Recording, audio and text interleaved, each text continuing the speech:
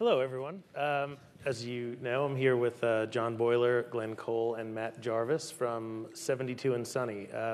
72 and Sunny is the agency of the year for the past 2 years from both Ad Age and Adweek. So, as Ron Burgundy would say, they're kind of a big deal.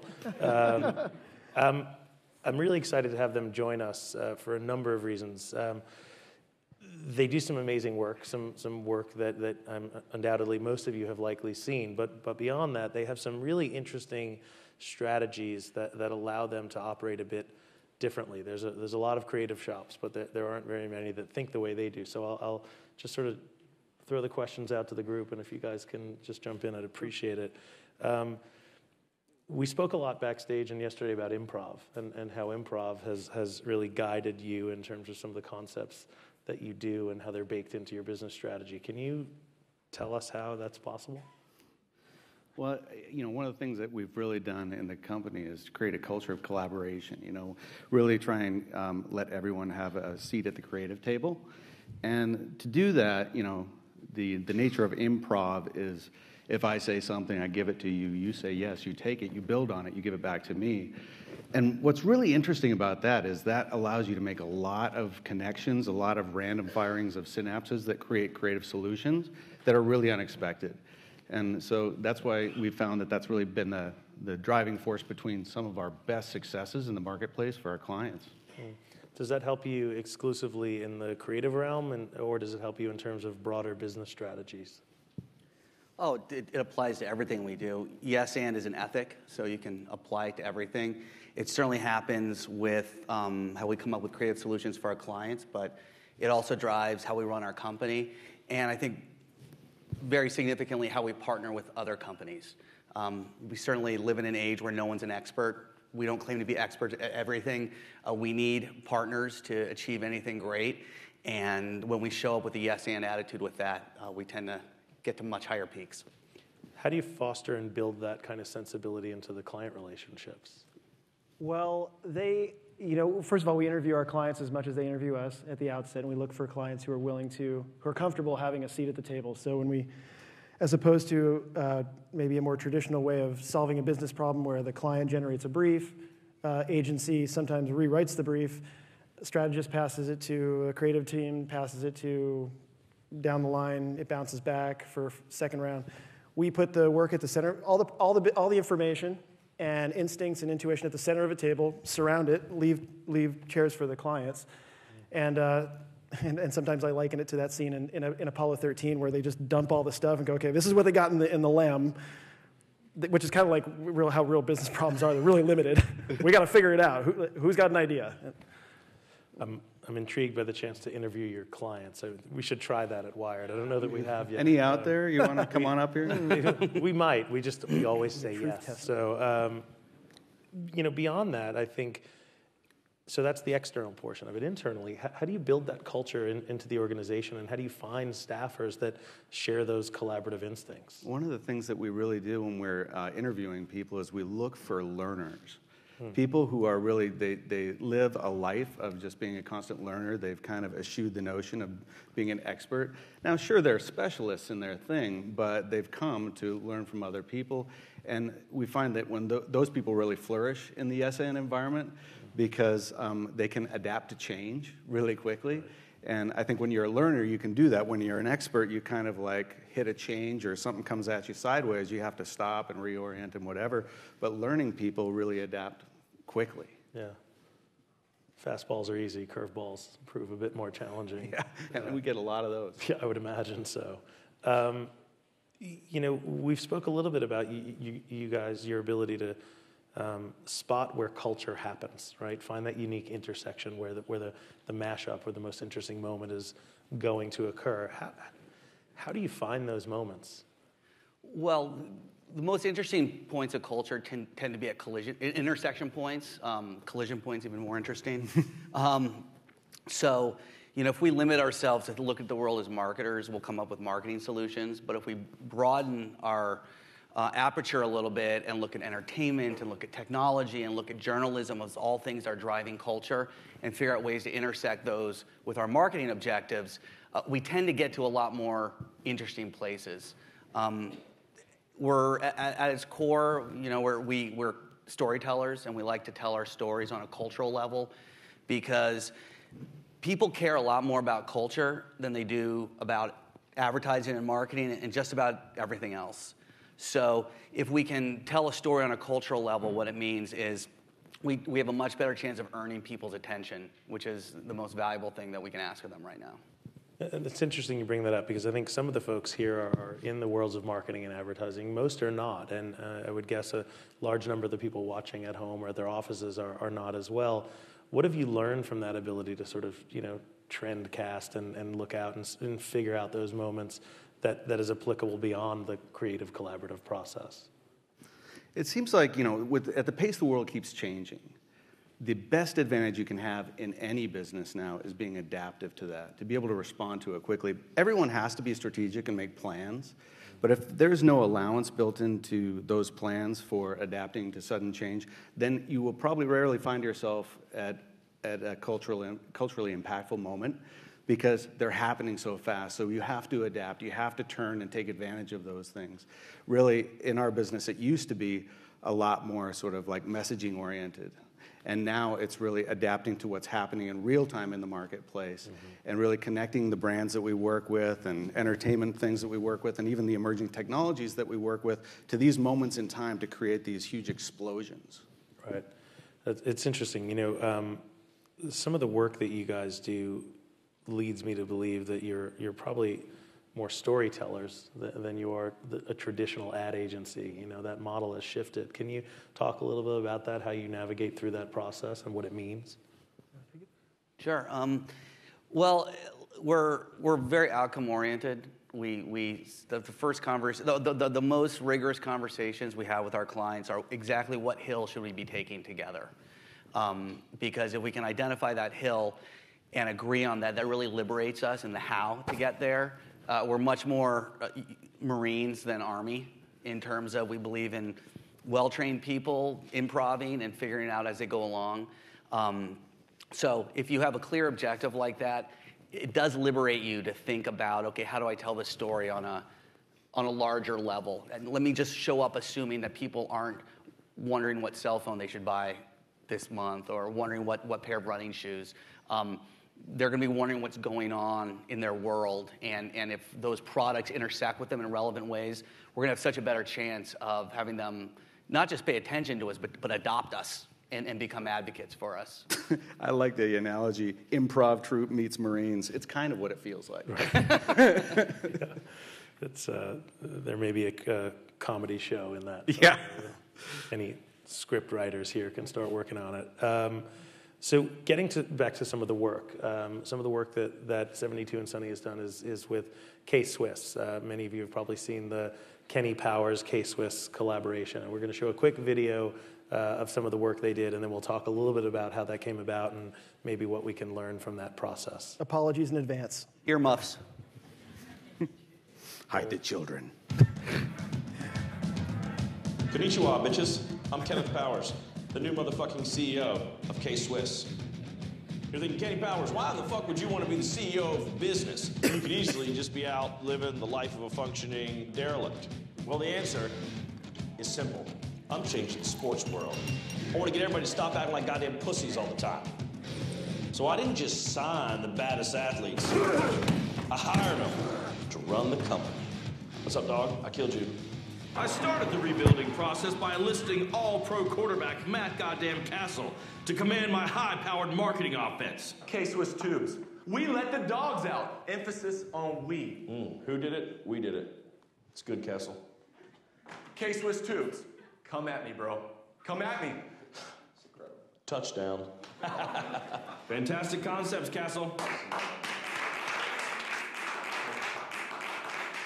And for Director of Community Outreach, I got the ultimate people person, Jillian Michaels. You want to look like a burrito in your prom dress, huh, Blondie? We are not leaving here until one of you barfs.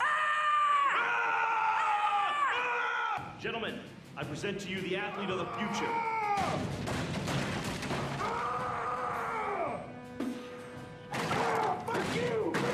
Wearing the training shoe of the future. tubes. Lightweight, breathable, upper, top part where the laces are. Kill that motherfucker, Patrick Willis. I'm even changing the whole world.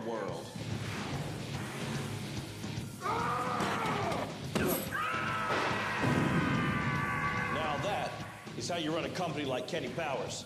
Hot secretary, give me the president on the line. I just got tired of paying taxes. So that's amazing. Been a while.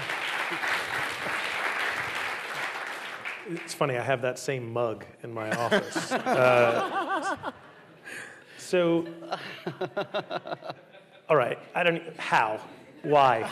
Really, why does K-Swiss trust you to do that? Why is the right question. So they had a really tough business challenge. They had lost relevance with young guys. How do we get it back?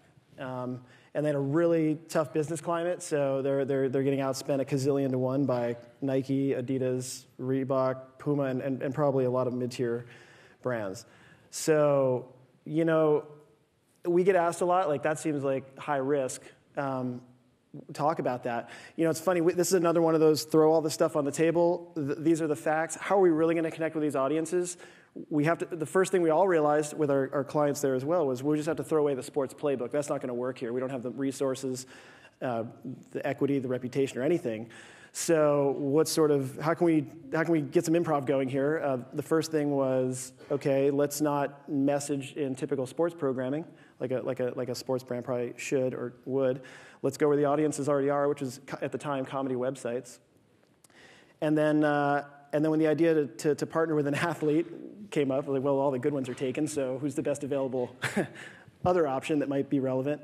Kenny came up, and then you have to get a guy like Danny McBride, the actor, on board, which also requires, I think, he has to be he has to be at the table too, co-creating with us and improving. And in that case, our job was get him to think of a brand partnership, not in terms of selling out, but as a chance to, further his goals, which are expand his audience without diluting his what makes him so special. And leave it at that. Artistic integrity. Creative integrity. And I think we did a good job of helping him see it as an opportunity to be even more audacious than ever before. Yeah, well, mission accomplished for sure. So speaking of missions, you guys also did some really amazing work with Call of Duty. And we have a quick clip to show you of that, and then we'll dive into it. There's some really interesting conversation around this specifically, I think. Yeah, so the clip we're going to see is it's a little bit on Call of Duty. They come out with a game every year. This is their 10th year. And this year, the bad guy, the villain, is a private military company that has turned their back on their government clients and decided to take over the world. And spoiler alert.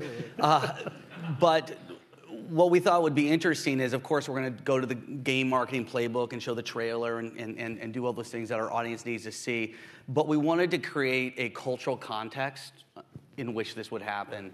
And so instead of trying to tell that story ourselves, we approached Vice and said, hey, we're doing a thing on private military companies. This seems like something that's up your alley. Would you be interested in doing one of your documentaries on this that we can, in essence, use to start telling the story that, yes, this is a great Call of Duty game, but it's also grounded in some sort of reality, which makes it more riveting and more compelling for our audience. So this is a short clip from that documentary. Right.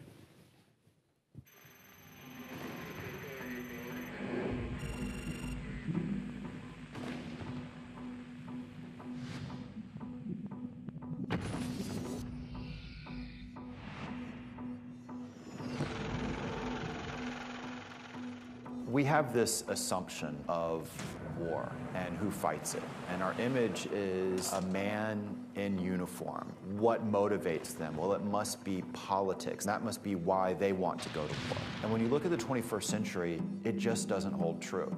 Today, warfare is waged by new entities. They are known as private military corporations. They are loyal to no country, available to the highest bidder. And for the past 20 years, they've been steadily privatizing war. Initially contracted as support for the armed forces, PMCs are quietly taking over combat, as governments, regimes, and companies around the world wield them as deadly tactical weapons. As of March 13, 2013, private contractors represented 62% of the total forces in Afghanistan, setting a chilling new precedent in the nature of military occupation. It amazes me how many people there are out there who are willing to get involved in this kind of thing. I can make a dozen phone calls, and within a month, we'll have 1,000 guys.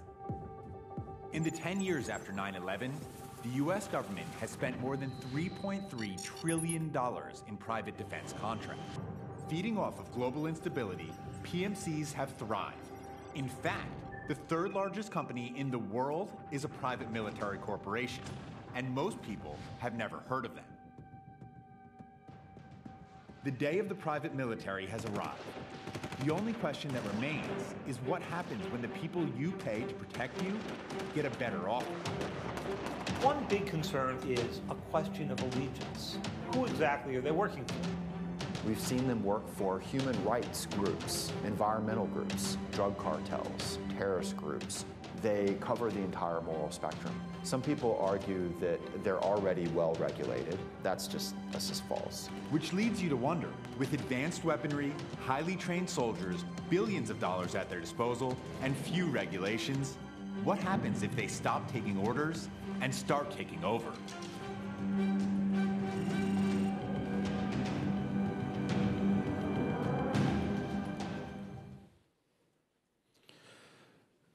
So it's an amazing video, and I think the question on my mind is not what's in it for 72 and Sunny, not what's in it for the game manufacturer, but what's in it for the content producer?